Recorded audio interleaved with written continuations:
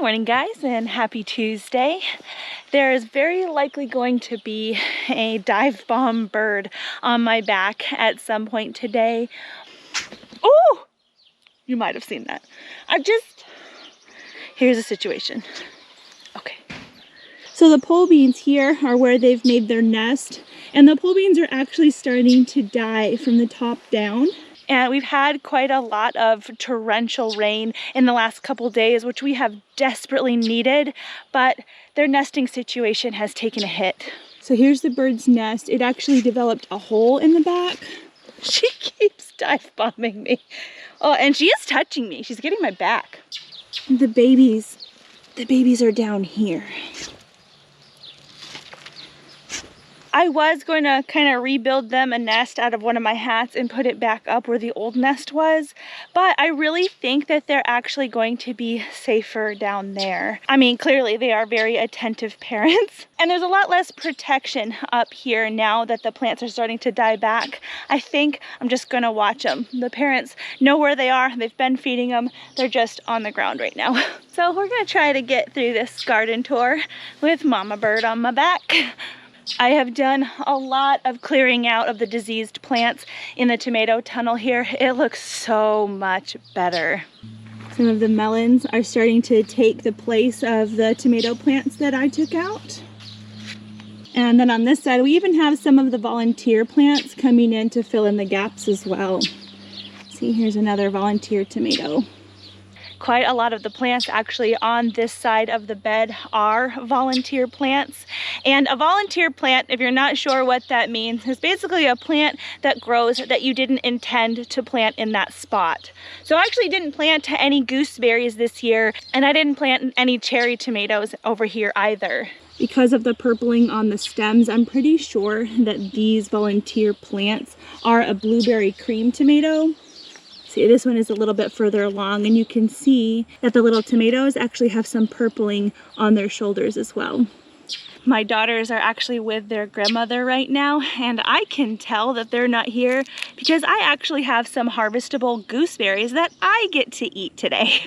The girls are allowed out of their room at 7 a.m. and at 7:01 a.m. they are in the garden looking for toads and looking for snacks.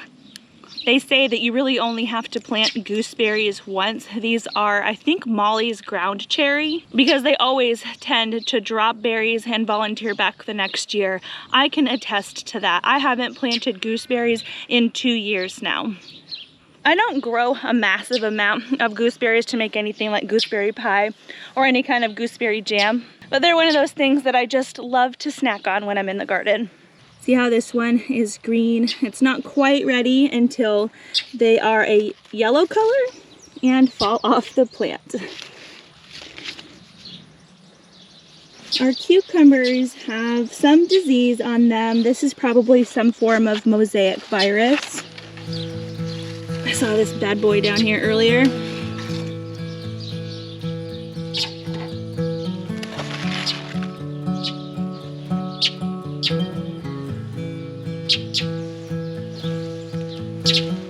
I noticed earlier too that I do have some Charente melon that are ripe. You can see the difference in color here. One of the fail-safe ways that you can tell when this particular variety of melon is ready is the smell, and I can smell it from here. So floral, so melony. Definitely need to pick it before we get more rain because I see a tiny little split starting. And this can happen to basically all melons. Some of them are more resistant than others to cracking, but once they receive a lot of rain after maybe not receiving very much, they can be really prone to cracking. See, there's another crack.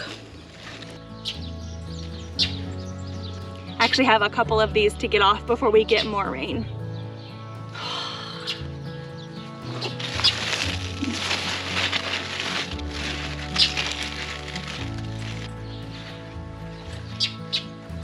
I'll be cutting into this melon and another one of the melon varieties that we're growing here called Kajari at the end of the video because we're going to have this as a side with dinner. So stick around and you can get to see what these guys look like on the inside, and we'll try to give a super accurate description of what these taste like. This one does not fit in my harvesting basket. I did try.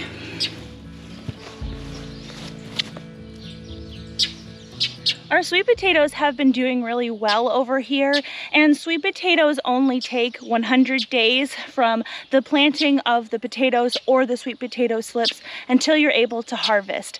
I think I'm actually coming up on 100 days. I'll have to check my calendar, but if I'm not coming up on it within the next few weeks, I'll be coming up on it soon regardless, and I'm very excited to harvest these.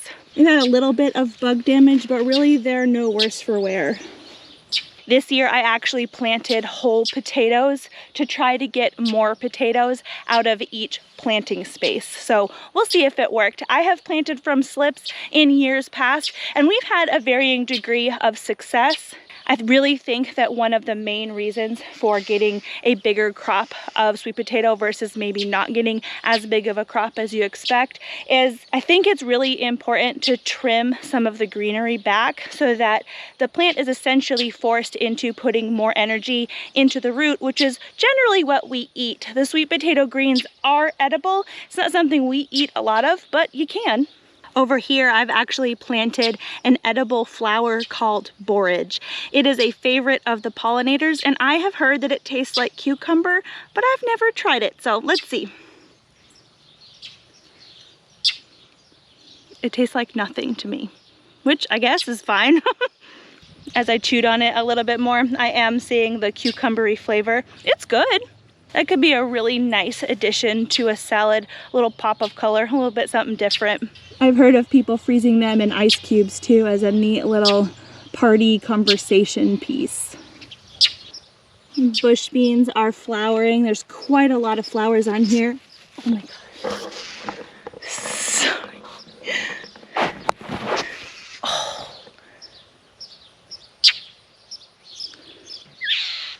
Can I show them the bush beans? Please. These poor birds. I haven't showed them the bush beans in weeks. So I guess I don't get to show you again. The bush beans are flowering, if you were wondering. I've actually gone through and trimmed back or deadheaded a lot of the flowers in the garden already today, but I wanted to leave this zinnia here so I can show you exactly what I do. All of the cut flower people are probably going to be correcting me in the comments, but this is what I have done the whole season, and we have had a really great succession of blooms. You can see this zinnia is definitely spent, but down here it's actually put out 2 other side shoots, which will be more blooms. So I'm actually going to come through and deadhead or cut off the spent blooms right where they have new buds coming out. And the little seeds inside the zinnia plant are actually all along the side of this cone here.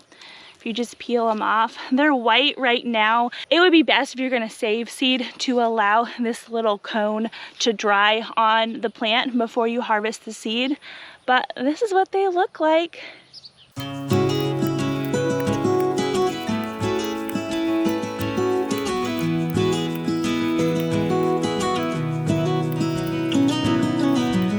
On the back side of the raised bed garden, it looks like most of the elderberries are ripe. This head here is almost ripe. I'm looking for them to be completely black. See, this one looks really good. It's not completely black, but the stems here have started to turn purple, and most of the berries are super, super dark. Isn't that awesome? So I've heard that these break down and start to ferment pretty quickly after picking. So I'm probably going to stick these straight in the freezer until I can decide exactly what I want to do with them. These are our Belgian Giant, my favorite heirloom tomato. I'm gonna grab some of these too before the rain, the ones that have blushed already. And when I say blushed, I mean the ones that have already started to turn color. So this little tomato here, it's green, and green tomatoes are a lot less likely to crack in a lot of rain. But this guy, I'm gonna take him. These are our tigerellas. This was actually a volunteer from my sister-in-law's garden, and she graciously gave us a plant.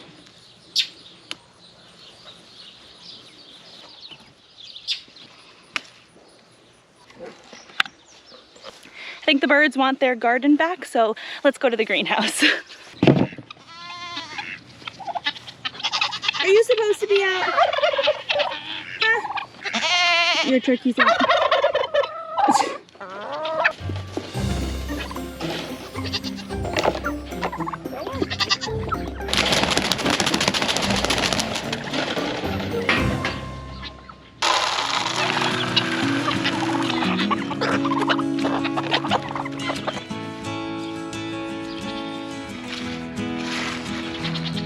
Generally when melons are ready to come off the vine, they will pop right off. But because of the rain that we're going to get and the color that this Kajari melon is, I'm going to pop it off probably a day or so before it really would have fallen off the vine by itself anyway. So hopefully we can get through the tour of the greenhouse before my camera dies. It has been succumbing to the heat very, very quickly lately, which is why the garden tours have been a little bit shorter.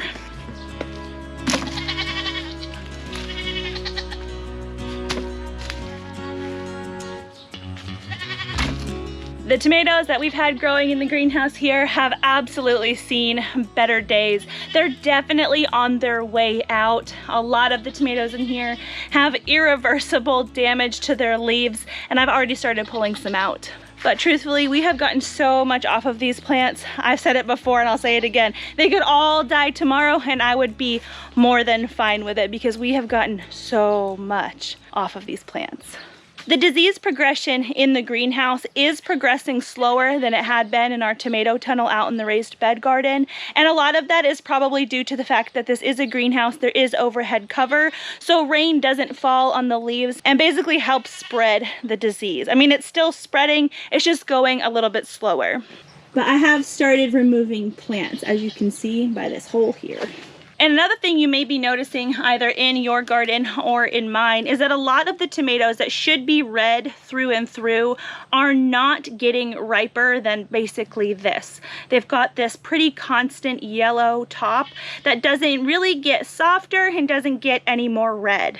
I did a tiny bit of research on this in the last couple days, and it looks like this can be a sign of too much heat or too much sun. And we have had quite a lot of that in the last couple weeks, so I'm not surprised in the slightest that these tomatoes are looking like that. What I've been doing when I go to process these is basically just cutting that top part off. I have actually been really surprised to see a lot of new growth on the plants and a lot of new flowers. These plants are actually a determinate variety of tomato, meaning that in general they produce a determined amount of fruit. And I assumed that that was a small amount of fruit. However, these guys are proving me wrong. I'm pretty sure next year I'm going to have a much smaller tomato section, and that is a-okay. Lots of the new growth looks super, super healthy. See the flowers there? I do have a plan for what I'm going to put in the greenhouse after we start pulling out tomatoes. I was gonna tell you today, but I'm not quite ready to tell you yet. These tomatoes are actually my daughter's, and she's not here to harvest them. I want to make sure that I get them off the vine before the rain. I find that yellow varieties of tomatoes can be much more prone to cracking, and it's probably because these kinds of tomatoes in general have a thinner skin on them. This one has actually cracked in the past, but it's healed, and this will be totally fine to eat. Let me know if you happen to see a hornworm anywhere on this plant. There's a little bit of hornworm, what I'm assuming is hornworm damage on this particular fruit. I might be seeing some hornworm. Oh, it's not a hornworm. It's a different kind of worm. Let me show you. This here was the evidence that I was seeing. It looks like basically some mulched up tomato. This little worm. Look at that sucker just digging right in there. I know who wants this. Chuk, chuk, chuk, chuk, chuk, chuk, chuk, chuk, chuk. Here he comes. Almost, not quite. Try again. Come on, it's okay. There they go. It was actually quite a while ago that I did come through and dust BT in here for some hornworms that we had. But a lot of the plants have put on a lot of new growth since then, so it's probably time to dust again. I actually bought a liquid form this time, so it won't look so dusty in here. All of the jalapeno plants have fallen over except for this one, which is pretty funny. I did a pretty massive pepper harvest in here a couple weeks ago, so there's not a lot to see on these plants, but there is some. Oh yeah, maybe it is time to come through again, at least on the jalapenos. Lots and lots of new flowers though. We will be harvesting peppers until the frost and maybe beyond for sure. Pretty sure it's time to start dinner. We are having venison burgers with melons.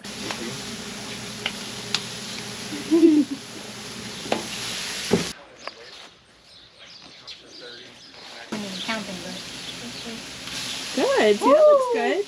We try really hard to eat at least one farm-produced item per meal, and there's actually quite a few of those things in our dinner tonight. It's definitely ready. Nice, thick, meaty wall inside this Charente melon. It's gonna be so, so good. These ones are green on the inside. I'm not saving these seeds today, but if I were going to save the seed, what I'd want to do is put them in a small jar with a little bit of water and swirl around and change out the water every day until that mucilage that's on the outside of the seed essentially ferments off, and then I can allow the seed to air dry and pick it up. As you can probably tell, this slimy mucilage, that is what we would be trying to ferment off.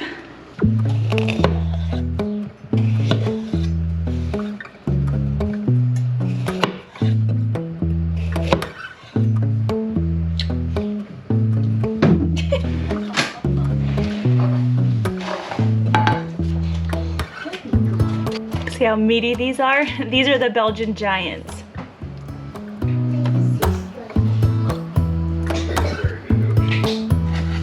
You're gonna want the goat cheese on yours? Yeah.